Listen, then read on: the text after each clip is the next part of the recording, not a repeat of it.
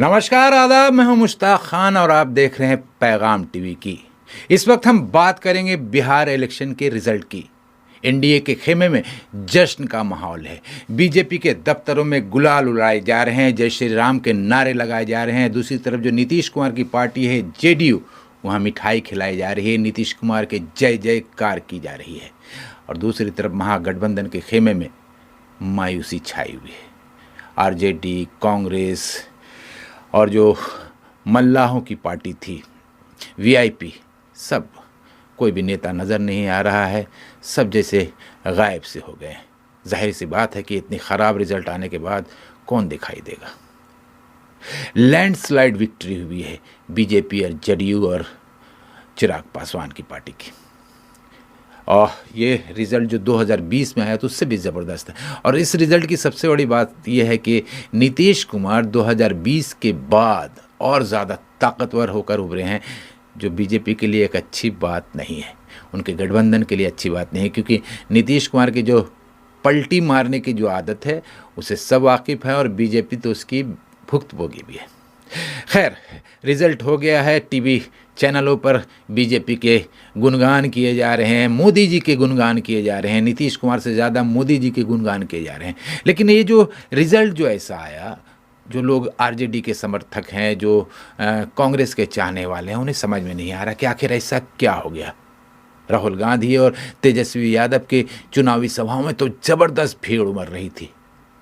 News channel वाले जब आम लोगों से इंटरव्यू लेते थे, उनसे बातें करते थे, तो सब कहते थे कि हम लोग नीतीश कुमार से उब चुके हैं और हमें तेजस्वी यादव जो नौजवान हैं उनमें एक उम्मीद नज़र आ रही है। और तेजस्वी यादव ने जो नौकरी देने का वादा किया था, हर नौजवान को, हर परिवार से एक व्यक्ति को नौकरी देने का वादा किया था, उनका ये जो चुनावी वादा था मास्टर स्ट्रोक लोग बता रहे थे। लेकिन जब रिज़ल्ट आया तो टाई टाई फीस।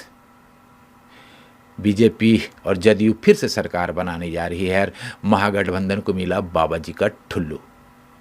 इस रिज़ल्ट को के बारे में जो टीवी चैनल पर अगर देखेंगे तो वहाँ पर ही बस मोदी का गुणगान किया जा रहा है कि मोदी के चेहरे की वजह से ये जीत हुई है, मोदी के चेहरे से जीत हुई है। लेकिन अगर गौर से देखें तो राहुल गांधी जो वोट चोरी का आरोप लगा रहे हैं लगातार, इस इलेक्शन में वोट की चोरी नहीं, वोट की डकैती हुई है। बिहार में जब एसआईआर हुआ, एसआईआर कंप्लीट होने के बाद जो चीफ इलेक्शन कमिश्नर हैं ज्ञानेश कुमार, उन्होंने ऐलान किया था कि बिहार में वोटर्स की तादाद 7.42 करोड़ है। फिर से एक बार नंबर दोहरा देता हूँ, 7.42 करोड़, 7 करोड़ 42 लाख वोटर्स हैं बिहार में। लेकिन जब जी रिजल्ट्स आए हैं तो अब जो नंबर सामने आए हैं उसमें नंबर्स में बताया जा रहा है कि 7 करोड़ 45 लाख लोगों ने वोट किया। अपने आप ही 3 करोड़, इलेक्शन कमीशन ने जो वोटर लिस्ट तैयार की थी सर के बाद, एसआईआर के बाद, उससे 3 लाख वोटर बढ़ गए। और सबसे बड़ी बात है कि वोटिंग जो हुई है वो 66 से 70% के बीच में हुई है, यानी 100% वोटिंग नहीं हुई। अगर 100% होती तो मानते कि 7.42 करोड़ लोगों ने वोट किया, लेकिन वोटिंग तो 70% के बीच में हुई। तो इतने वोटर्स कहाँ से आ गए? 7.45 करोड़, 7 करोड़ 45 लोग वोटर कहाँ से आ गए? सोचने वाली बात है। और एक चीज़ और है, आपने देखा होगा बहुत सारे फोटोज बीजेपी नेताओं के आए थे कि उन्होंने दिल्ली में इलेक्शन किया था, बिहार में भी इलेक्शन किया, लेकिन ये तो महज कुछ चेहरे थे। लाखों ऐसे लोग थे जिन्होंने दिल्ली में वोट किया था और उसके बाद उन्हें स्पेशल ट्रेन कर दिल्ली से, हरियाणा से बिहार लाया गया। ये बिहार के लोग हैं जो वहाँ काम करने गए थे, उनका वहाँ भी वोट था, वहाँ भी वोट किया था और फिर बिहार में भी लाकर उनसे वोट करवाया गया। लगभग 65 लाख लोगों के वोट एसआईआर के नाम पर काट दिए गए, वोटर लिस्ट से हटा दिए गए। बिहार के नागरिक हैं, भारत के नागरिक हैं, लेकिन वोट देने का अधिकार नहीं है। क्यों? इलेक्शन कमीशन के मुताबिक उनके पास डॉक्यूमेंट्स नहीं है, नागरिकता साबित करनी होगी उन्हें, तब जाकर वो वोटर्स बनेंगे। लगभग 65 लाख वोटर्स का नाम काट दिया गया और 5 लाख वोटर्स ऐसे जोड़े गए जिन्होंने एसआईआर का फॉर्म भी नहीं भरा था। और ये सब होने के बाद अगर बीजेपी की जीत नहीं होगी तो क्या होगी? अब तो लोग ऐसा भी कह रहे हैं कि अगर बीजेपी ज्ञानेश कुमार को नेपाल भी भेज दे तो वहाँ भी वो बीजेपी की सरकार बना देंगे।